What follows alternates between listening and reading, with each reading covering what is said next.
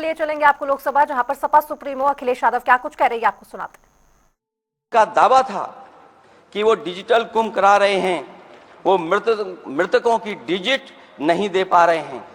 एक तरफ तो जो लोग डिजिटल डिजिटल डिजिटल अध्यक्ष महोदय कहने को थकते नहीं हैं, लेकिन जब कुंभ में इतना बड़ा हादसा हो गया है तो यही सरकार डिजिट नहीं दे पा रही है। हमारे अपने लोग मारे गए हैं, जिसमें परिवार का हर रिश्ता दिवंगत हुआ है। किसी की माता, किसी के पिता, किसी की बहू, किसी की बेटी, किसी का भाई बहन, चाचा चाची। बच्चों के आंकड़े तो अभी तक नदारद हैं। खोया पाया केंद्र ही लोगों को तो नहीं मिल रहा है, जो खोया पाया केंद्र था उसको भी लोग पा नहीं पा रहे, ढूंढ नहीं पा रहे। अध्यक्ष महोदय, कुंभ कोई पहली बार नहीं हो रहा है। कुंभ का आयोजन सदियों से होता आया है। हमारे पौराणिक और हमारे इतिहास के दस्तावेज ये बताते हैं कि समय समय पे जो भी सरकारें नहीं होंगी, जिसका भी राज रहा होगा अध्यक्ष महोदय, उसने महाकुंभ या इस तरह के कुंभ का आयोजन किया है। एक तरफ तो वो कि जो 144 साल बाद महाकुंभ होने जा रहा है, उसका इतना प्रचार किया। और मैंने तो कई टीवी इंटरव्यूज में, कई समाचार चैनलों पर यह बात सुनने में आई और सुनते रहे हम लोग कि सरकार ने 100 करोड़ लोगों के आने का इंतजाम किया है। और अगर 100 करोड़, अध्यक्ष महोदय, अगर ये बात गलत है तो मैं रिजाइन आपको देना चाहता हूं। अगर अध्यक्ष महोदय, ये माननीय सदस्य लोग अगर ये नहीं सुन पा रहे हैं तो मैं इनको एक एक को, आप नहीं गए स्नान करने, आप स्नान करने नहीं गए, इसीलिए इस तरह की भाषा का इस्तेमाल कर रहे हैं। अध्यक्ष महोदय, ये कहा गया कि 144 वर्ष के बाद ये हो रहा है। जहां तक मेरी समझ और जानकारी कहती है, जो एस्ट्रोनॉमी और एस्ट्रो चीजों को समझते होंगे वो ये स्वीकार करते होंगे, जो भी कुंभ होता होगा वो 144 वर्ष के बाद ही होता होगा। लेकिन ये कहा गया कि नक्षत्र ऐसे हैं। तो मैं अध्यक्ष महोदय सरकार से कहना चाहता हूं कि सतयुग से लेकर के कलयुग तक ये सनातन परंपरा रही है कि संत महात्मा साधु समाज मुहूर्त के हिसाब से शाही स्नान करते हैं। उसमें नक्षत्रों के हिसाब से जो सहयोग बनता है वही शाही स्नान का मुहूर्त होता है। लेकिन भाजपा के राज में ये सनातन परंपरा टूट गई। पहले सरकार ने संत समाज को शाही स्नान रद्द करने का आदेश दिया, जिससे अनादिकाल की सनातन परंपरा टूटी। और फिर जब देश भर ने ये बात उठी, देश भर में ये बात उठी, तो उन्होंने हाथ से को छिपाकर फिर से आदेश दिया कि अखाड़े शाही स्नान करने जाएं। इससे सरकार ने पावन मुहूर्त के स्थान पर अपने मनमाने समय पर स्नान कराने का आदेश दिया। बात उस दिन या तिथि की नहीं होती है, बल्कि निश्चित मुहूर्त काल की होती है। ये सनातन परंपरा तोड़कर इन लोगों ने अच्छा नहीं किया। और ये क्या परंपरा टूटी है कि नहीं टूटी है, मैं समझता हूं अध्यक्ष महोदय मुझसे बेहतर सामने वाले ज्यादा जानते होंगे इसके बारे में। और जो लोग, अध्यक्ष महोदय, जो हम लोगों ने देखा वहां पर लोग पुण्य कमाने आए थे और अपनों के शव लेकर के गए हैं। चमत्कारी करिश्मा तो ये हुआ है, श्रद्धालुओं के शव मिल गए थे, पर सरकार स्नान करने वाले मरने वालों की बात स्वीकार नहीं कर रही थी। और इससे ऊपर ये बात जो वहां पर और हुई, अध्यक्ष महोदय, जब ये जानकारी हो गई कि कुछ लोगों की जान चली गई, लाशें हैं जो मोर्चरी में पड़ी हैं, अस्पताल में पड़ी हैं, उसके बाद सोचिए सरकार क्या कर रही है। अपने सरकारी हेलीकॉप्टर में फूल भर करके फूलों को डालने का काम किया। सोचिए ये हमारी कहां की सनातनी परंपरा है? मैं जानना चाहूंगा सदन के माध्यम से हमारे माननीय सदस्य बताएं कि जहां लाशें पड़ी रही हों, न जाने कितनी चप्पलें पड़ी थीं, न जाने कितनी चप्पलें पड़ी थीं, न जाने कितने कपड़े पड़े थे, महिलाओं की साड़ियां थी, कपड़े थे, लेकिन उनको कैसे उठाया गया? उन सबको उठाया गया जेसीबी मशीन से, ट्रैक्टर की ट्रॉली से। उनसे उठा करके कहां फेंका कोई नहीं जानता, लेकिन जब उनको लगा कि वहां से बदबू आ रही है तो यही सरकार के लोग छिपाने लगे हैं। यही आपका महाकुंभ का आयोजन था, और हर बात को छिपाने के लिए न केवल ये लोग मीडिया का सहारा ले रहे हैं, मीडिया का सहारा लेते लेते सुनने में आया है कुछ दबाव और कुछ स्वीटनर भी दिए जा रहे हैं जिससे उनकी खबरें बाहर ना आ जाएं। और अगर अध्यक्ष महोदय ये बात सब गलत है मेरी, अगर ये बात सब गलत मैं कह रहा हूं, तो अभी तो नेता सदन को अभी भाषण देना है। और मैं ये बात और कहना चाहता हूं, आप अपनी तरफ से जानकारी कर लीजिएगा। हमारे उत्तर प्रदेश के मुख्यमंत्री जी ने शोक नहीं प्रकट किया था। जब देश की राष्ट्रपति और प्रधानमंत्री जी ने शोक प्रकट किया, उसके बाद 17 घंटे बाद सरकार ने स्वीकार किया। अध्यक्ष मोदी, ये वो लोग हैं जो आज भी कोई सच्चाई स्वीकार नहीं कर सकते। इनका रास्ता क्या है मैं नहीं जानता हूं, कहां ले जाना चाहते हैं। लेकिन जब अध्यक्ष महोदय मैंने अभिभाषण पढ़ा है राष्ट्रपति महोदया का, तो वही पुरानी बातें कि 12 करोड़ शौचालय बन गए हैं, 10 करोड़ गैस कनेक्शन हो गए हैं, 80 करोड़ लोगों को राशन दिया जा रहा है, 25 करोड़ लोगों को मिडिल क्लास में शामिल कर दिया गया, न्यू मिडिल क्लास में शामिल कर दिया गया। 80 और 85 को अगर हम जोड़ दें अध्यक्ष महोदय 105 करोड़ हो गए। बच्चों को और जोड़ दें तो सरकार अध्यक्ष महोदय किसके लिए काम कर रही है? किसके लिए काम कर रही है? अगर 80 को राशन दें, 25 को न्यू मिडिल क्लास में जोड़ दें, 105 करोड़ हो गए।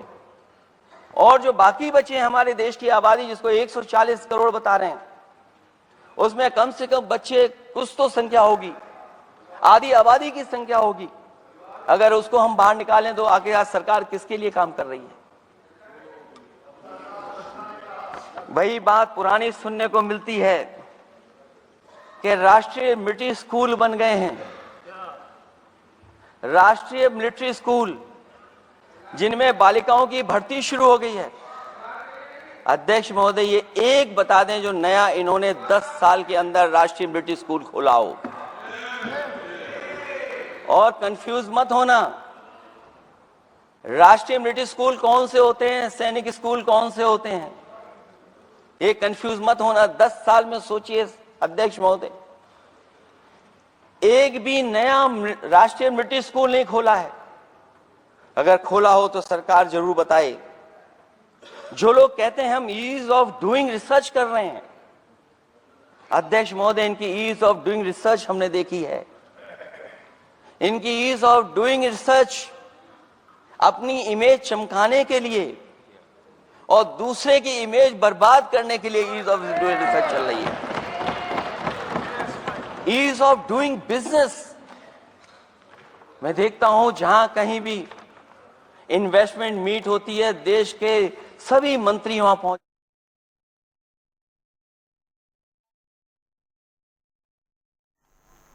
एक तरफ सपा सुप्रीमो अखिलेश यादव को सुन रहे थे आप, और अब आपको तस्वीरें दिखा रहे हैं प्रयागराज से लाइव तस्वीरें, जहां पर मुख्यमंत्री योगी आदित्यनाथ भूटान नरेश के साथ मौजूद है।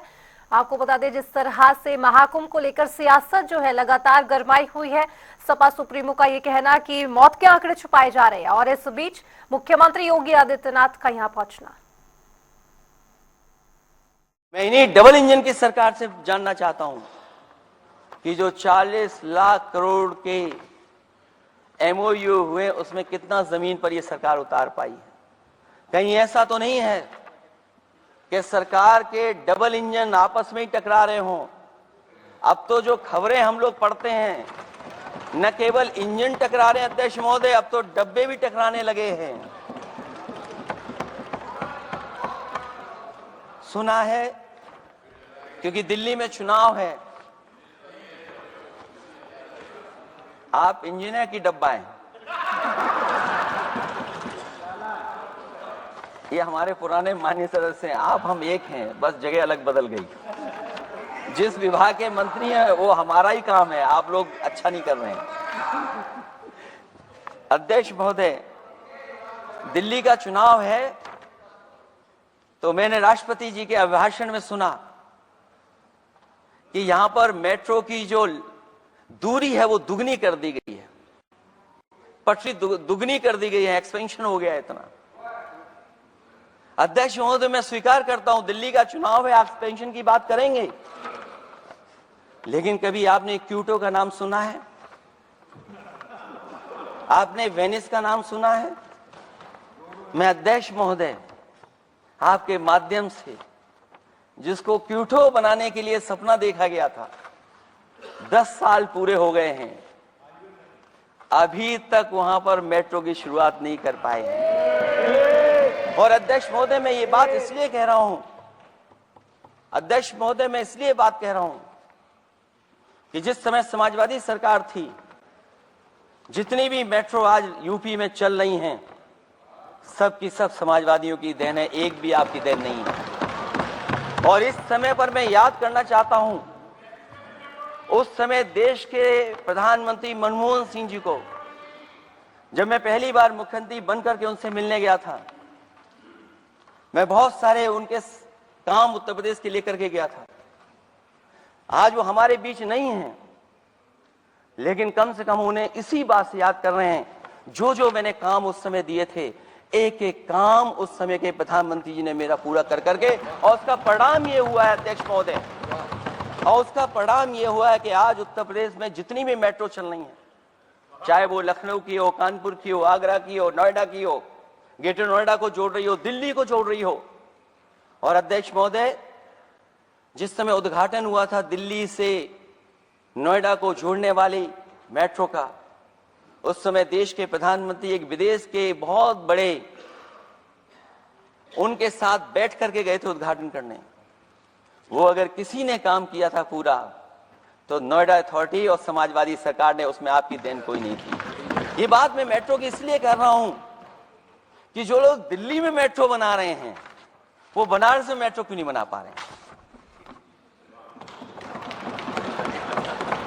और दिल्ली का विकास अपने आप हो जाएगा, बस ये जो भारतीय जनता पार्टी की दिल्ली वाली सरकार है वो हस्तक्षेप करना बंद कर दे।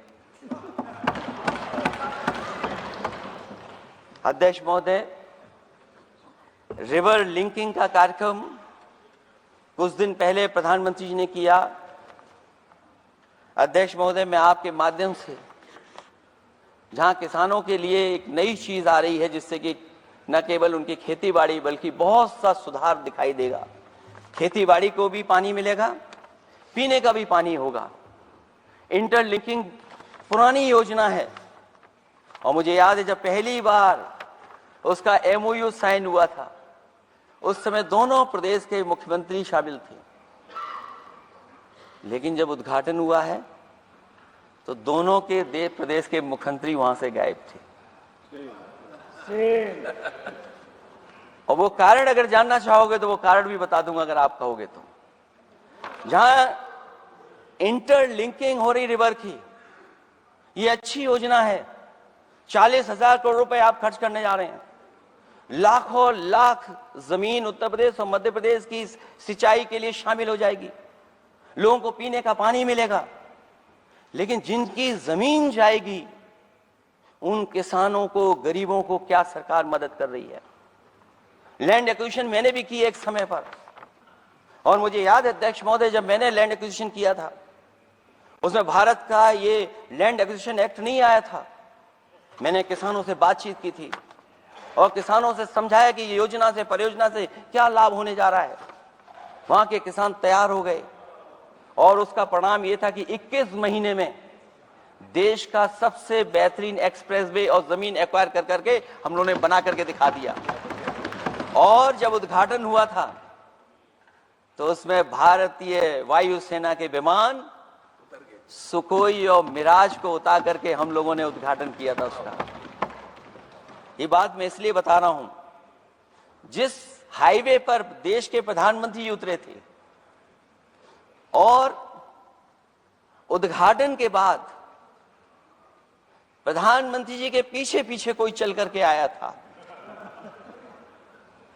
वो हाईवे भी अगर किसी ने डिजाइन किया था तो समाजवादी सरकार का डिजाइन था, वो भारतीय जनता पार्टी का डिजाइन नहीं था। और अगर इनका डिजाइन होता तो उत्तर प्रदेश में कोई नया हाईवे ऐसा बना करके दिखाएं जिसमें हवाई जहाज उतर जाए। नहीं तो मैं मानूंगा कि आप जो कह रहे हैं कि आधुनिक इंफ्रास्ट्रक्चर बनाना चाहते हैं, आपकी परिभाषा क्या है आधुनिक इंफ्रास्ट्रक्चर की? और ये बात में जो इतनी घुमा फिरा के कह रहा हूं, वो बात में लौट करके उसी पे जा रहा हूं। अध्यक्ष महोदय, अगर 40,000 करोड़ की योजना बनी है रिवर इंटरलिंकिंग की, तो जिन किसानों की, जिन गरीबों की जमीन जा रही है, उन किसानों को आप सही तरीके से मुआवजा, मदद उनकी क्यों नहीं कर रहे हो आप?